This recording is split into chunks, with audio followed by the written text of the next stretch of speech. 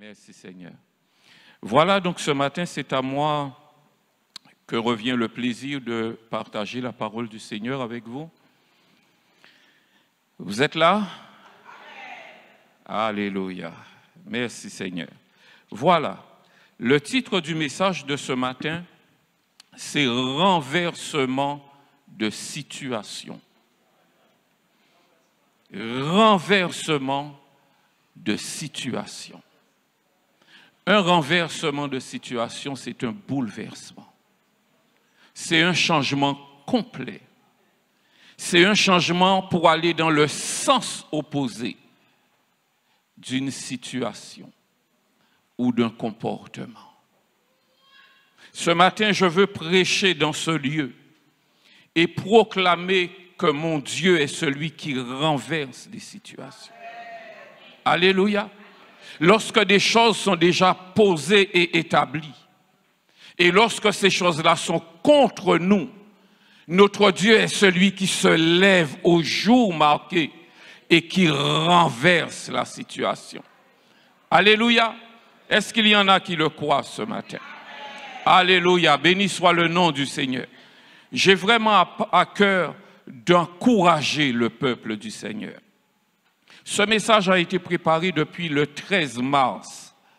Et hier, je vois circuler un message sur l'un de nos groupes WhatsApp où je ressens qu'un de nos bien-aimés a besoin de cette parole. Et je bénis le Seigneur qui avait déjà préparé d'avance cette parole d'encouragement. Ce matin, je ne vais pas prêcher pour ceux qui sont dans la désobéissance. Je ne vais pas prêcher pour ceux qui souffrent parce qu'ils se sont mêlés des affaires des autres. Je ne vais pas non plus prêcher pour encourager ceux qui marchent en résistance et en opposition à la parole de Dieu. Je ne vais pas non plus prêcher pour encourager tous ceux qui, en se disant chrétiens, vivent dans le désordre. Mais je veux encourager tous ceux qui, bien que vivant dans la parole de Dieu, rencontrent des difficultés sur le chemin. Les autres, il n'y a qu'un mot à dire, repentez-vous. Vous connaissez le problème, vous connaissez la solution, repentez-vous. N'attendez pas qu'il soit trop tard. Dans sa deuxième lettre à Timothée, l'apôtre Paul dira, tous ceux qui veulent vivre pieusement en Jésus-Christ seront persécutés. Jésus dira à ses disciples, vous aurez des tribulations dans le monde, mais prenez courage, j'ai déjà vaincu le monde. Alléluia. Alors peut-être que ce matin, quelqu'un est venu fatigué, quelqu'un est venu chargé, quelqu'un était au bord du découragement. Peut-être que ce matin, quelqu'un est venu en étant effrayé par la situation, mais souviens-toi que ton Dieu est tout-puissant. Il est au-dessus de tout. Il règne. Alléluia. Et c'est lui qui renverse les situations. Nous commencerons les lectures par Esther, le chapitre 3, puis Esther, le chapitre 9. Esther, le chapitre 3, il est écrit, « Après ces choses, le roi Assuérus fit monter au pouvoir Haman. Il l'éleva en dignité et plaça son siège au-dessus de ceux de tous les chefs qui étaient auprès de lui. Tous les serviteurs du roi qui se tenaient à la porte du roi fléchissaient le genou et se prosternaient devant Haman, car tel était l'ordre du roi à son égard. Mais Mardochée ne fléchissait point le genou et ne se prosternait point. Et les serviteurs du roi qui se tenaient à la porte du roi dirent à Mardochée, « Pourquoi transgresses-tu l'ordre du roi ?» Haman vit que Mardochée ne fléchissait point le genou et ne se prosternait point devant lui. Il fut rempli de fureur. Alors Haman dit au roi Assuérus, « Il y a dans toutes les provinces de ton royaume Un peuple dispersé et à part parmi les peuples, ayant des lois différentes de celles de tous les peuples et n'observant pas les lois du roi. Il n'est pas dans l'intérêt du roi de le laisser en repos. Si le roi le trouve bon, qu'on écrive l'ordre de les faire périr. Voilà quelle était la situation. Mardochée se tenait à la porte du roi. Vous l'avez noté? Il était à la porte du roi. Ça veut dire à l'extérieur du palais.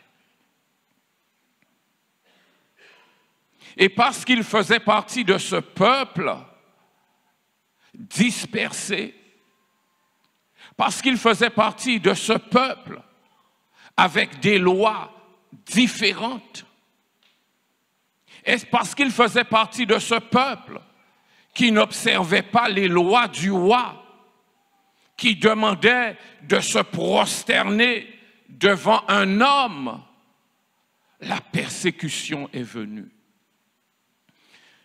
Est-ce que ce peuple ne vous fait pas penser à un autre peuple?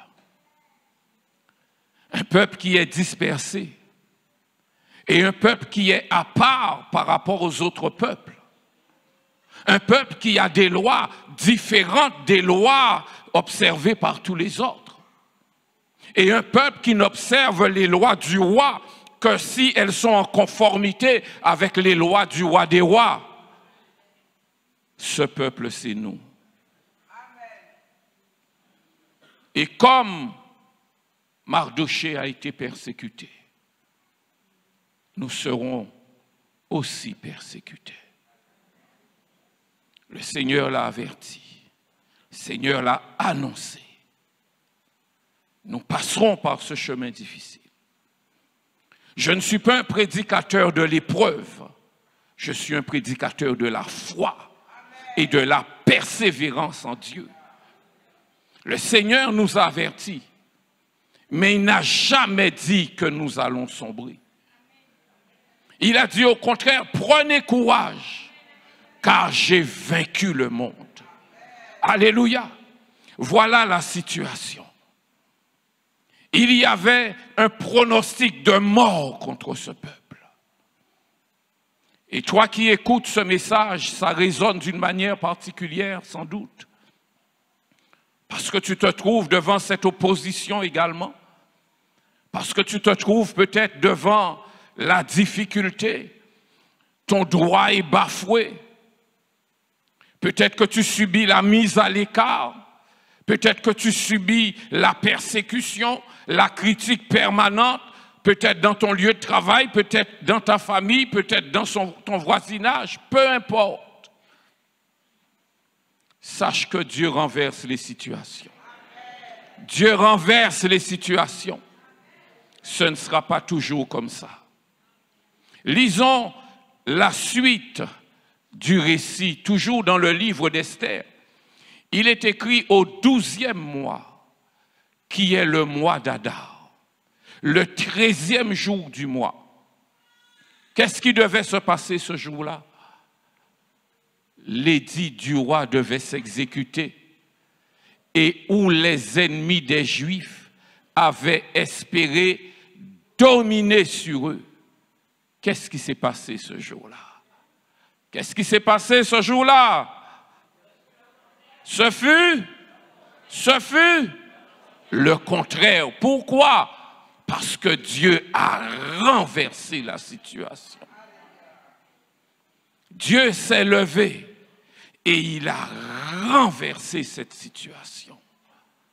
Là où l'ennemi avait en main des ordres, une autorisation spéciale pour massacrer les Juifs, c'est ce peuple-là qui s'est trouvé à courir devant les Juifs. C'est écrit, les Juifs dominèrent sur leurs ennemis. Et même, tous les chefs des provinces, les satrapes, les gouverneurs, les fonctionnaires du roi soutinrent les Juifs à cause de l'effroi que leur inspirait qui? Mardochée. car Mardochée était puissant. Où ça? Où ça? Dans la maison du roi. Vous vous rappelez où il était au début? À la porte du roi. Il était bien à la porte du roi. Mais l'ennemi est venu le persécuter à la porte du roi. Et Dieu a renversé la situation. Non seulement il a taillé ses ennemis en pièces, mais en plus il est rentré dans la maison du roi. Et il était puissant. Alléluia! La Bible est remplie de renversements, de situations comme celle-là. Souvenez-vous l'exemple de Moïse. Pharaon décide de faire tuer tous les enfants mâles. Et lorsque la mère de Moïse le confie au torrent, au fleuve, ce n'était pas seulement au fleuve qu'elle le confiait. Elle le confiait d'abord à Dieu. Parce que cette femme croyait en Dieu. Et lorsque nous lisons ce récit, nous sommes émerveillés de voir que Pharaon, qui avait décidé de faire tuer tous les garçons, y compris Moïse, que finalement, Moïse grandit chez lui. Et c'est lui qui nourrit Moïse. Il n'y a que Dieu pour faire des choses comme ça. Alors que le panier dans lequel Moïse se trouvait voguait au bord de l'eau, la fille de Pharaon l'aperçoit. Et dedans, elle recueille un bébé. Et la sœur de Moïse, qui n'était pas loin, vient la voir. Et tout de suite, elle lui dit, « Veux-tu que j'aille appeler quelqu'un chez les Hébreux pour allaiter cet enfant? » Et elle dit, « Oui. » Et la sœur de Moïse va chercher qui? La maman de Moïse. Et la maman de Moïse qui avait confié son enfant à Dieu pour qu'il échappe à la persécution de Pharaon, se retrouve à allaiter son enfant et à être payé pour cela. Alléluia! Dieu avait inventé les allocations depuis là. Alléluia! Alléluia! Son fils était destiné à mourir.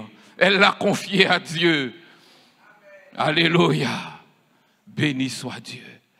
Alléluia! Il n'est pas bon notre Dieu. La Bible nous dit que les satrapes se sont levés contre Daniel et ses camarades. Et ils les ont plongés dans la persécution. Ils les ont jetés au feu.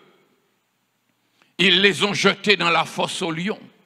Mais à chaque fois qu'ils ont été dans une persécution, c'était pour que le Seigneur les enlève et les mette plus haut qu'avant. Alléluia! Si quelqu'un complote contre toi, n'aie pas peur. Rappelle-toi que ton Dieu est vivant. Rappelle-toi que ton Dieu est vivant. Tu n'es pas seul. Mon Dieu renverse les situations. Alléluia! Vous croyez que c'est seulement dans la Bible? Quand on lit la Bible, des fois on voit Israël a tué tous ses ennemis. Et puis il y a des gens qui regardent ça et qui disent, mais c'est pas possible ça. C'est un récit ça. On a exagéré. C'est des hommes qui ont écrit ça. Avez-vous déjà entendu parler de la guerre des 6 jours? La guerre des 6 jours s'est déroulée en 1967. Elle a opposé Israël. Vous voyez Israël en orange là? Et vous voyez les Goliaths qui sont tout autour? Regardez la taille de l'Égypte comparée à Israël. Regardez la taille de la Jordanie comparée à Israël. Regardez la taille de la Syrie comparée à Israël. Regardez la taille de l'Irak comparée à Israël. Eh bien, ils se sont tous ligués contre Israël. Tous ces Goliaths-là contre le petit Israël. La Syrie a pris les devants en disant, on va leur couper l'eau. Ensuite, l'Égypte est venue pour dire, on va leur boucher l'accès à la mer. Nous allons détruire cette nation.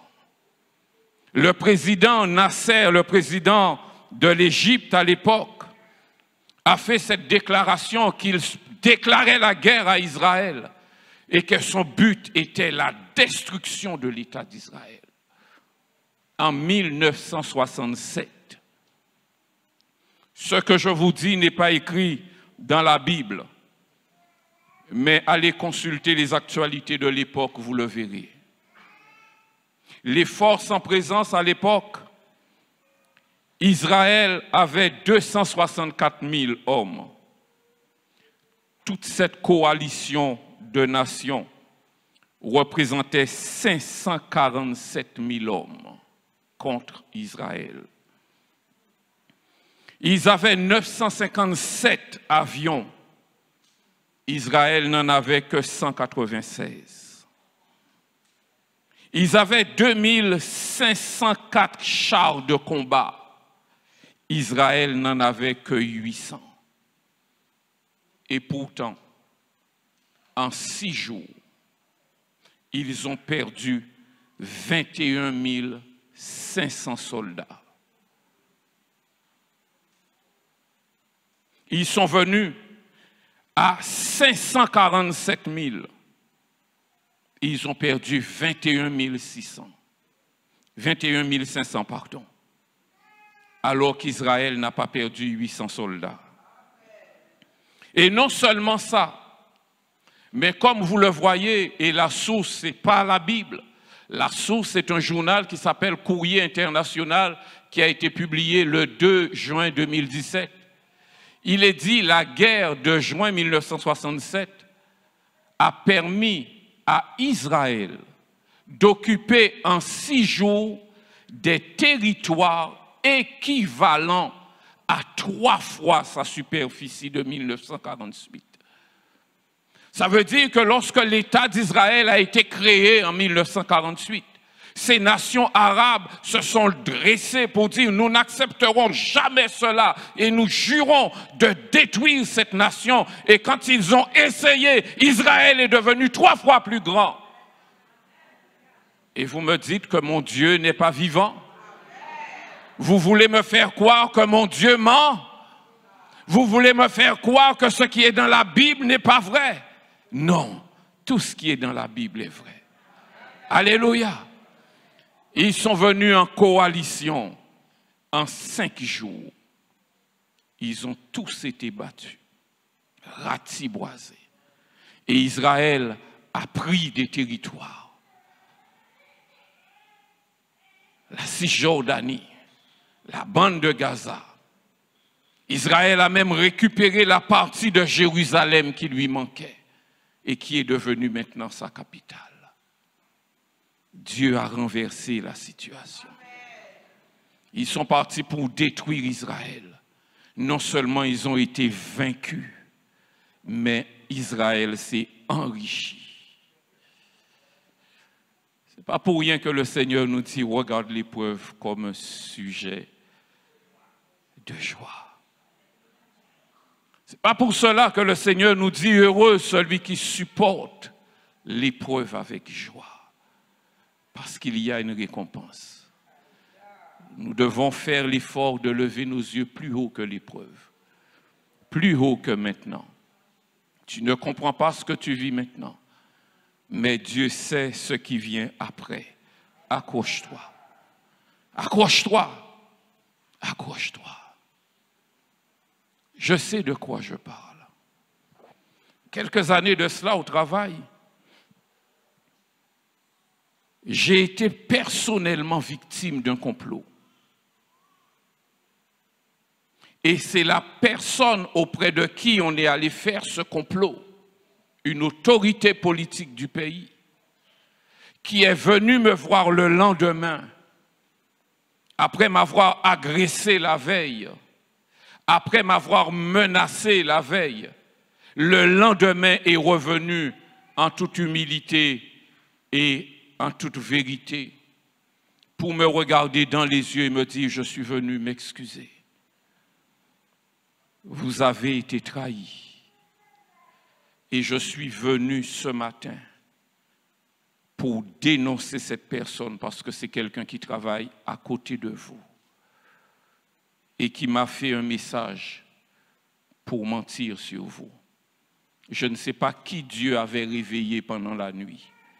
Je ne sais pas qui Dieu avait secoué pendant la nuit pour que la vérité éclate, mais je sais que la vérité a éclaté. Et elle est venue me voir et s'est excusée pour me proposer, on va voir cette personne maintenant. J'ai dit non, ce n'est pas la peine. Et 2 jours après, par rapport au problème qui devait être réglé et pour lequel on avait essayé de m'enfoncer en mentant réellement, une grande réunion s'est tenue. Et moi, j'étais à l'extérieur, à la porte. Tous les spécialistes étaient installés à l'intérieur autour de la table. Et l'autorité politique s'est penchée, m'a vu et m'a dit, venez monsieur, venez. M'a fait rentrer, il y avait une chaise, mettez une chaise, asseyez-vous là, à côté de moi. Je ne suis spécialiste de rien. Je ne connaissais rien là. Il y avait des architectes, des ingénieurs, que des têtes remplies. Moi, je ne connaissais rien. J'étais là simplement. Et dans mon cœur, je disais, béni sois-tu Seigneur. Je ne connais rien, mais regarde où tu me fais m'asseoir. Alléluia. Ils ont comploté contre moi. Le Seigneur m'a élevé au-dessus de leur tête. Alléluia. Chaque fois que l'ennemi va créer une arme contre un enfant de Dieu, si tu te tiens dans la vérité, cette arme n'aura aucun effet contre toi. Je me rappelle le premier jour lorsque j'ai appris la nouvelle. Un ami journaliste est venu me voir et il m'a dit « Ah, des têtes vont tomber. » Et j'ai senti à l'intérieur de moi quelque chose bouger. Je ne sais pas, je me suis senti visé. Un ami à qui j'avais rendu un service est venu me voir. Il m'a dit « Pascal, quand j'étais en difficulté, tu m'as aidé. Ce matin, je suis venu te rendre l'appareil. Méfie-toi, méfie-toi, fais très attention. » Ouh, le cœur a tremblé encore plus fort. Et le Saint-Esprit est venu à mon secours. Je ne vous mentirai pas, sur le coup j'ai eu peur. Mais le Saint-Esprit est venu à mon secours. Et un chant a commencé à résonner dans mon cœur. Et plus je le chantais, plus la peur s'en allait. Et le lendemain, je vois le Seigneur se glorifier de la sorte. Béni soit le nom de l'Éternel. Béni soit le nom de l'Éternel. Alléluia. Ce n'est pas toujours facile, j'en conviens, de voir les méchants prospérer, de voir les méchants dominer sur nous. Ce n'est pas toujours facile, mais il y a une récompense pour celui, celle qui endure la persécution. Ce matin, le Seigneur t'encourage à la persévérance. Le Seigneur t'encourage à la foi et à la persévérance. Dans l'épreuve, au milieu de la persécution, Dieu a des choses à te donner. Il y avait dans la Bible l'histoire d'un homme appelé Elkana. Cet homme avait 2 femmes. L'une s'appelait Pénina et l'autre s'appelait Anne.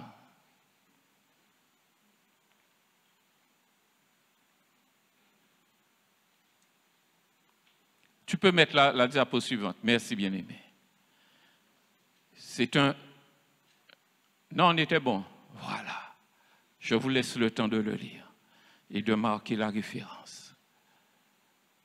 Le méchant prépare le mal. Il conçoit l'iniquité et il enfante le néant. Il ouvre une fosse. Il la creuse et il tombe dans la fosse qu'il a faite. Et son iniquité retombe sur sa tête. Et sa violence retombe sur son front. Moi, je louerai l'Éternel à cause de sa justice. Alléluia. Laisse le méchant s'agiter. Loue le Seigneur. Alléluia. La situation va changer. Ton Dieu est vivant. Alors, revenons à l'histoire d'Elkana et ses deux femmes. Le jour où Elkana offrait son sacrifice, il donnait des portions à Pénina, sa femme, et à tous les fils et à toutes les filles qu'il avait avec elle. Mais il donnait à Anne, l'autre femme, une portion double, car il aimait Anne, que l'Éternel avait rendue stérile. Sa rivale, donc Pénina, lui prodiguait les mortifications. Avez-vous vu pourquoi? Pour la pousser à s'irriter de ce que l'Éternel l'avait rendu stérile. Elkana avait eu une parole sage. Il lui dit, mais pourquoi t'affliges-tu? Est-ce que je ne vaux pas pour toi plus que 10 fils? Je ne sais pas ce qu'un mari peut valoir plus que 10 fils pour sa femme, mais je sais que Dieu vaut plus que tout ce qui nous manque. Est-ce que vous êtes d'accord avec ça? Alléluia. Lorsque l'ennemi vient te prodiguer les mortifications pour te pousser à t'irriter contre Dieu, t'irriter parce que tu n'as pas de travail, t'irriter parce que tu n'as pas encore un mari, t'irriter parce que ton entreprise va mal, t'irriter parce que tu as l'impression que la maladie est attachée à toi. Souviens-toi, l'Éternel vaut pour toi mieux que la santé, mieux que l'argent, mieux que 10 fils. Notre plus grand bien, c'est l'Éternel. Alléluia. Elle la poussait à s'irriter. Mais en la poussant à s'irriter, quelque part, elle lui a fait du bien. Parce qu'au lieu de s'irriter, Anne a choisi de se confier en l'Éternel. Et elle est allée au pied du Seigneur pour prier, pour invoquer le Seigneur. Et le Seigneur l'a bénie. Et elle aussi, elle a eu un fils. Mais non seulement elle a eu un fils, mais pendant son épreuve, elle a été productive, elle a été créative. Et elle a produit ce merveilleux psaume qui est connu sous le nom du Cantique d'Anne et qui continue à inspirer des générations. Anne pria et dit, « Mon cœur se réjouit en l'Éternel. Ma force a été relevée par l'Éternel. Ma bouche s'est ouverte contre mes ennemis, car je me réjouis de ton secours. Nul n'est saint comme l'Éternel. Il n'y a point d'autre Dieu que toi. Il n'y a point de rocher comme notre Dieu, car l'Éternel est un Dieu qui sait tout, et par lui sont pesées toutes les actions. L'arc des puissants est brisé, et les faibles ont la force pour ceinture. Ceux qui étaient rassasiés se louent pour du pain, et ceux qui étaient affamés se reposent. Même la stérile enfante 7 fois, et celle qui avait beaucoup d'enfants est flétrie. L'Éternel fait mourir et il fait vivre. Il fait descendre du séjour des morts et il en fait remonter. L'Éternel appauvrit et il enrichit. Il abaisse et il élève. De la poussière, il retire le pauvre. Du fumier, il relève l'indigent pour les faire asseoir avec les grands. Elle pensait se moquer d'Anne pendant longtemps, mais l'Éternel a renversé la situation. On parle toujours d'Anne, mais où est Pénina? Qui se souvient d'elle? Il y a tellement de Pénina, il y en a eu tellement pendant les siècles passés. Il y en a tellement maintenant de personnes mauvaises, de personnes arrogantes, de personnes orgueilleuses. Il y en a tellement, mais le Seigneur veut que nous soyons Anne. Anne, pas Pénina, Anne, moi je me confie en l'Éternel. Alléluia. Même si je suis dans le fumier, sa parole me dit du fumier, il relève l'indigent, il me relèvera. Et il me fera asseoir parmi les grands. Que le nom de l'Éternel soit béni. J'ai vécu un témoignage au travers de ma fille, donc ma 8e fille, ma première belle-fille. Elle nous raconte qu'un jour à son travail, ils prennent le petit déjeuner avec les collègues et à un moment, elle demande au collègue qui se lève pour aller prendre je ne sais pas quoi, elle lui demande, peux-tu me ramener ma part avec, je crois, de la crème, s'il te plaît. Et les autres aussi. Et le collègue dit d'accord, il part, il prend la crème et comme par hasard, il ramène de la crème pour tout le monde, sauf pour elle, pour l'humilier. Mais l'Éternel a renversé la situation. Après ça, tout le monde était malade à cause de la crème, sauf elle. Et je lui dis, ma chérie, quand Dieu est pour toi, Dieu se sert des armes de l'ennemi pour te protéger. Alléluia! Dieu se sert des armes de ton ennemi pour te défendre. Alléluia! Que le nom de l'Éternel soit béni. Nous avons un Dieu vivant et nous avons un Dieu qui renverse les situations parce qu'il est maître de toutes choses. Il domine sur toutes choses. Faisons-lui confiance. Faisons-lui confiance. Par la bouche du prophète, Ésaïe, l'Éternel dit, consolez, consolez mon peuple. Ce matin, c'est ce ministère que je veux exercer au milieu de vous. Consoler quelqu'un qui passe par l'épreuve. Consoler quelqu'un qui a peur. Consoler quelqu'un qui est découragé. Consoler quelqu'un qui est au fond du trou pour lui dire, Dieu renverse les situations. Dieu renverse les... Il n'a pas changé. Il n'a pas changé. Il l'a déjà fait. Il le fera encore. Alléluia. Il y a un psaume sur lequel j'ai médité en venant, qui n'est pas sur les diapositives. C'est le psaume 109. Je vous le lis, c'est le psaume de David.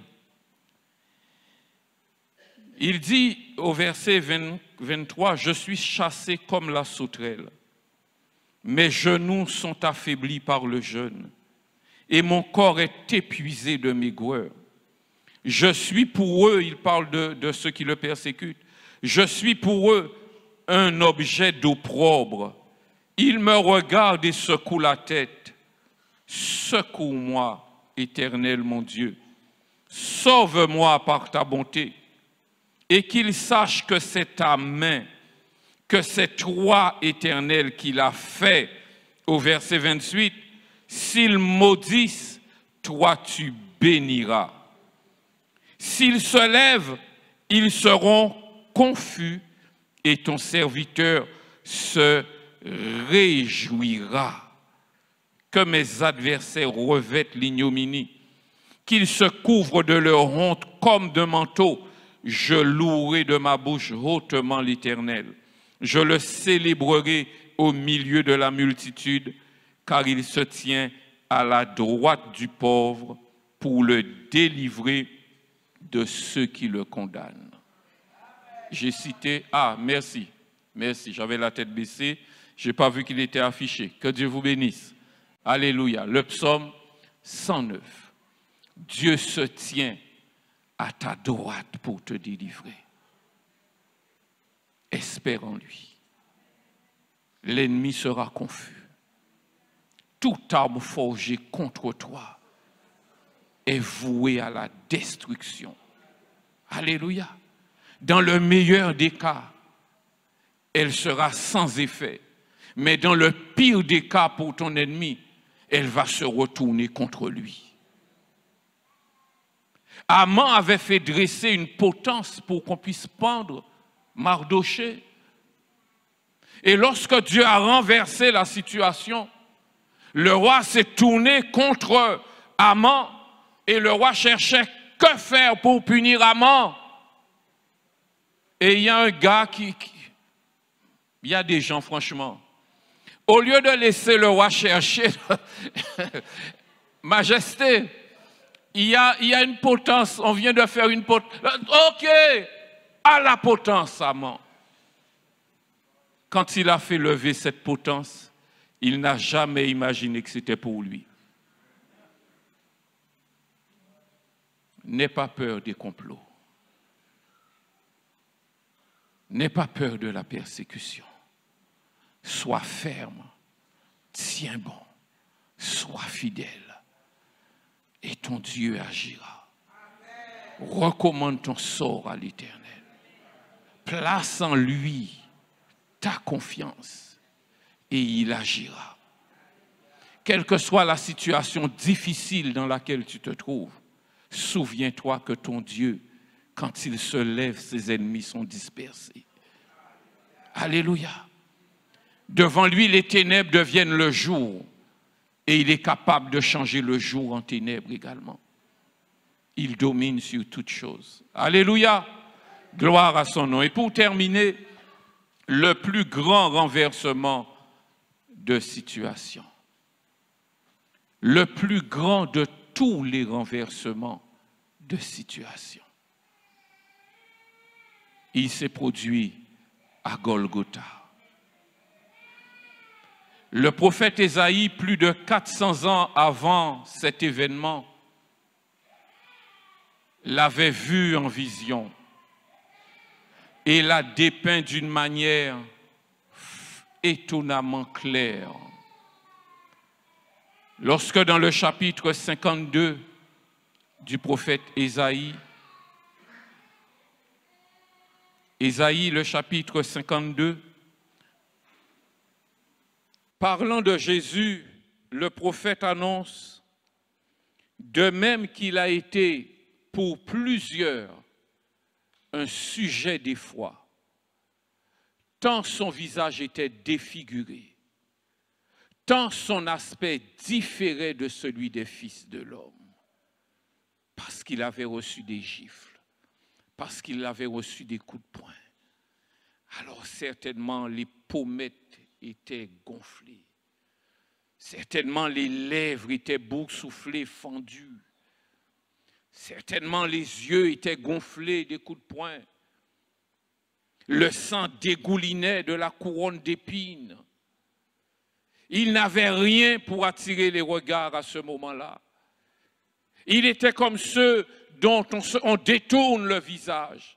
Il n'avait ni beauté ni éclat pour attirer les regards. Au contraire, ceux qui le regardaient étaient remplis d'effroi. Ça, c'était la situation avant la croix. Mais après, il y a eu la croix. Après la croix, il y a eu la résurrection. Et le prophète avait déjà annoncé, de même, il sera pour beaucoup de peuples un sujet de joie. Pour moi, il est un sujet de joie. Et pour toi, qui peut dire pour moi, il est un sujet de joie? Jésus est pour moi un sujet de joie. En lui, j'ai un ami, alléluia. En lui, j'ai un bouclier, alléluia. En lui, j'ai un avocat, alléluia. L'Écriture me dit qu'en lui, l'Éternel m'a béni de toutes sortes de bénédictions spirituelles dans les lieux célestes. Amen. En lui, la parole me dit que j'ai tout reçu de Dieu pleinement. Alléluia. Merci Seigneur pour Jésus. Merci Seigneur. Et je termine avec ce psaume de David qui fait encore état de ces situations de troubles vécues, le psaume 109. Il dit, je suis malheureux et indigent et mon cœur est blessé au-dedans de moi. On lira jusqu'à la fin. Je m'en vais comme l'ombre à son déclin. Je suis chassé comme la sauterelle. Mes genoux sont affaiblis par le jeûne. et mon corps est épuisé de maigreur. Je suis pour eux un sujet d'opprobre. Ils me regardent et secouent la tête. Secours-moi, Éternel, mon Dieu. Sauve-moi par ta bonté. Et qu'ils sachent que c'est ta main, que c'est toi, Éternel, qui l'as fait. S'ils maudissent, toi tu béniras. S'ils se lèvent, ils seront confus et ton serviteur se réjouira. Que mes adversaires revêtent l'ignominie, qu'ils se couvrent de leur honte comme de manteau. Je louerai de ma bouche hautement l'Éternel.